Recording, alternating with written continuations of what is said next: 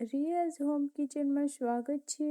આજે થાલીપીઠની રેસીપી છે, તો વિડીયાને અંત સુધી જોવાનું ભૂલશો નહીં। સાથે સાથે મારી ચેનલને લાઈક કરી આપો, શેર કરી આપો અને સબસ્ક્રાઇબ કરી આપો, જેથી વિડીયોની નોટિફિકેશન છે તે જલ્દીથી મળી શકે। તો હવે ચાલુ કરીશું થાલીપીઠની રેસીપી। પેસ્ટ તૈયાર કરી લઈશું। તો લસણ લીધું છે, આદુ લીધું છે, ત્યાર પછી તેમાં મરચાં ઉમેરી દઈશું અને ધાણા ઉમેરીને સરસ એવી પેસ્ટ તૈયાર કરી લઈશું। પેસ્ટ તૈયાર થઈ ગયા બાદ હવે થાલીપીઠનો લોટ બાંધીને તૈયાર કરવાનો છે। તેના માટે ઘઉંનો લોટ લીધો છે, જુવારનો લોટ લીધો છે, ત્યાર પછી ચોખાનો લોટ લીધો છે અને 1 સ્પૂન જેટલો બેસન લીધું છે। પેસ્ટ તૈયાર કરેલી છે તે ઉમેરી દઈશું। કેરેટ લીધું છે, બારીક છીણ કરેલું, બારીક ચોપ કરેલી ઓનિયન લીધી છે। ત્યાર પછી તેમાં ધાણા ઉમેરી દઈશું, સ્વાદ અનુસાર નમક ઉમેરી દઈશું, તિલ લીધા છે, વ્હાઈટ તિલ। ત્યારબાદ હવે મસાલા ઉમેરીશું। તો લાલ મરચું પાવડર લીધું છે, હળદર લીધું છે, ધાણા જીરું પાવડર લીધું છે, જીરા પાવડર લીધો છે અને સંચળ ઉમેરીને ત્યારબાદ જીરું ઉમેરી દઈશું ને સરસ રીતે મિક્સ કરી લઈશું। મિક્સ થઈ ગયા બાદ તેમાં હવે થોડું પાણી ઉમેરી દઈશું અને લોટ બાંધીને તૈયાર કરી લઈશું।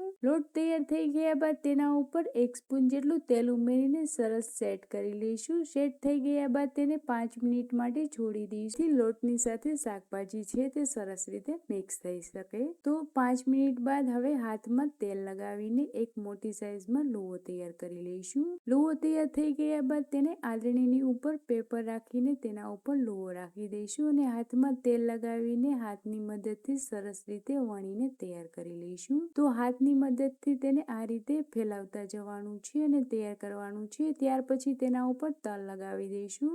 હવે તેને શેકીને તૈયાર કરી લઈશું। તો તવીને ગ્રીસ કરી લીધા બાદ તેના ઉપર થાલીપીઠને ઉમેરી દઈશું અને ગેસની લો ફ્લેમ ઉપર તેને શેકીને તૈયાર કરવાની છે। તો થાલીપીઠ બનાવવું તે એકદમ ઈઝી છે। બાળકો શાકભાજીનો ઉપયોગ છે તે ઓછો કરે છે, તો તમે થાલીપીઠમાં મિક્સ કરીને તેને ખવડાવી શકો છો। તો હવે તેમાં એક હોલ કરી દીધા છે અને ત્યારબાદ તેને તેલથી ગ્રીસ કરી લીધા બાદ તેને પલટાવી દઈશું અને ફરીથી ગ્રીસ કરી લઈશું। તો ગેસની લો ફ્લેમ ઉપર તેને શેકીને તૈયાર કરવામાં તેનો ટેસ્ટ છે તે ખૂબ જ સરસ રીતે આવે છે। તો હવે જોઈ શકો છો થાલીપીઠ બનીને રેડી થઈ ગઈ છે। તો ફ્રેન્ડ્સ, થાલીપીઠની રેસીપી તમને કેવી લાગી છે તે મને કમેન્ટ કરો, જેથી મને ખબર પડે કે રેસીપી કેવી બની છે તે। તો હવે નવી રેસીપી જોવી છે તો મને નવી રેસીપીની લિંક મોકલો, જેથી હું વિડીયો તમને સેન્ડ કરી શકું। તો હવે થાલીપીઠ બનીને રેડી થઈ ગઈ છે। તેને હવે દહીંની સાથે યા માખણની સાથે તમે એન્જોય કરી શકો છો। તો બારિશની સિઝન ચાલુ થઈ ગઈ છે, તો થાલીપીઠ નવી રેસીપીની સાથે એન્જોય કરવા માટે તૈયાર રહો।